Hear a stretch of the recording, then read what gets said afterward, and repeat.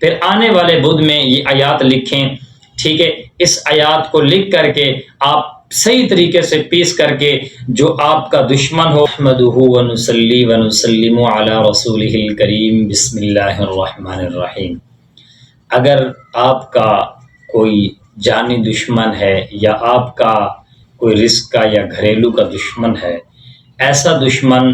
جس سے آپ تنگ آ چکے ہیں، ایسا دشمن جسے آپ ہلاک کرنا چاہتے ہیں، یعنی کہ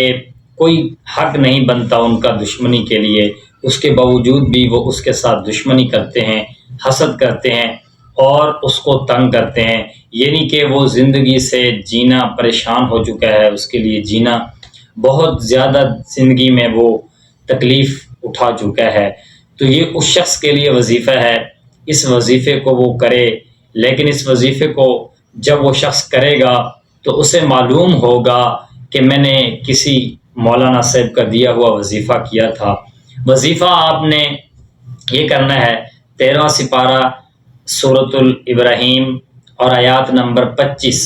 یعنی کہ وَمَثَلُ كَلِمَةٍ خَبِيثَةٍ كَشَجَرَةٍ خَبِيثَةٍ اجْتُثَّتْ مِنْ فَوْقِ الْأَرْضِ مَا لَهَا مِنْ قَرَارٍ۔ اس آیات کو آپ نے لکھنا ہے۔ کس پر لکھنا ہے یہ میں آپ کو بتا دیتا ہوں۔ آپ نے مٹی لے لینی ہے، مٹی کی ایک تختی بنا لینی ہے، یعنی کہ اس طرح کی پلیٹ ہو اور 4 اس کے جو ہے وہ کنارے ہوں، اس طرح کی پلیٹ بنا لینی ہے۔ اس پلیٹ کو بنا کر کے، اس تختی کو بنا کر کے اپنے پاس، یہ بنانی کس دن ہے اس کا بھی مختص دن علماء نے لکھا ہے، یعنی کہ مولانا اشرف علی تھانوی صاحب رحمۃ اللہ علیہ نے لکھا ہے، بدھ والے دن اس تختی کو یعنی کہ بنائے، پھر آنے والے بدھ والے دن قلم کے ساتھ، یہ عام قلم نہیں جسے ہم سیاہی والے قلم کے ساتھ اس پر یہ آیات کو لکھے، پھر آنے والے بدھ والے دن آپ نے اس سیاہی کے ساتھ قلم کے ساتھ آپ نے لکھنا ہے، اور لکھ کر کے آپ نے اس کو پھر دوبارہ سے ذرے ذرے کر دینا ہے، صحیح طریقے سے اس کو آپ نے یعنی کہ